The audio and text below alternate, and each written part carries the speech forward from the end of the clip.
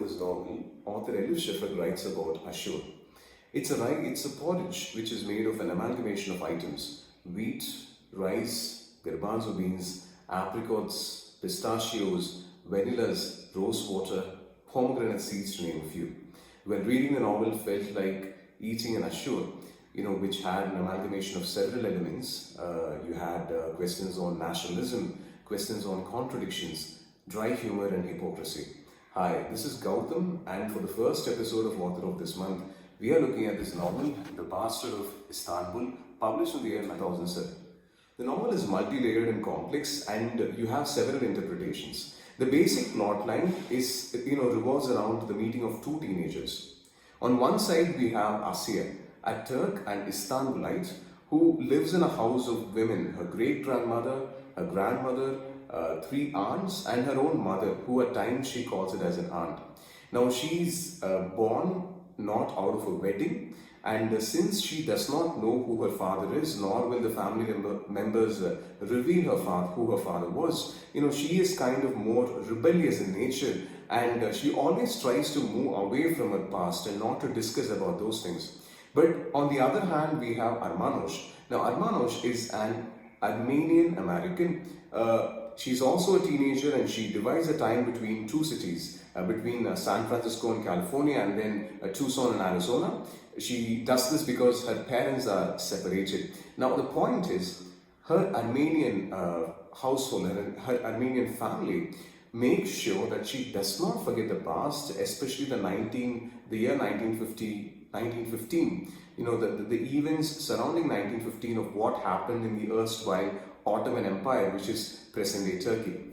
Now, when opportunity presents itself, we see Armanosh traveling to Istanbul to trace her ancestry, and we see the two teenagers who have opposite perspectives about past and about life meeting, and that is where we see author Elif Shafak working her magic. Author Elif Shafak is blessed with the skills to bring the city of Istanbul to life. When you read the novel, you feel as if you are living in the city. You feel the city's smell, the noise, the traffic, and it's as if you're tasting the cuisine in the Milan Kundera cafe, which is mentioned in the novel, where you meet a lot of misfits. Now, apart from that, if you look at the deeper connection, it's about the question of past itself.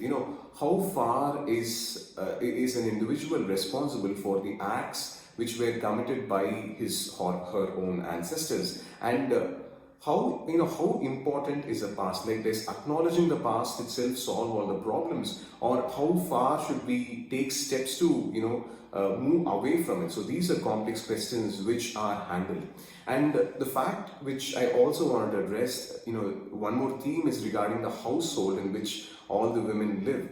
Now, the household serves as a metaphor for the city of Istanbul itself, because if you look at the women in the household, one is conservative, one is religiously pious, one is agnostic, whereas one is nihilist. So you have women with different perspectives on life and religion, and you also see one who's a fortune teller, who uses her own jinns and demons, who are on her shoulders to foretell the future.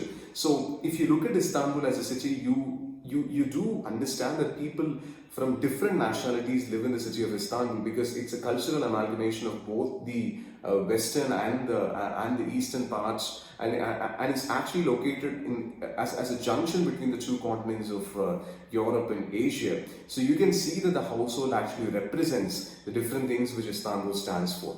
The ending of the novel will definitely hit you hard, and it is about the same question again. Whether it is tragic or not, I believe it is left to the reader. But the fundamental question is, should one run away from the past, or should one acknowledge to suffer the consequences? So that's it for the first episode. Meet you with the second book of author Elif Shafak very soon.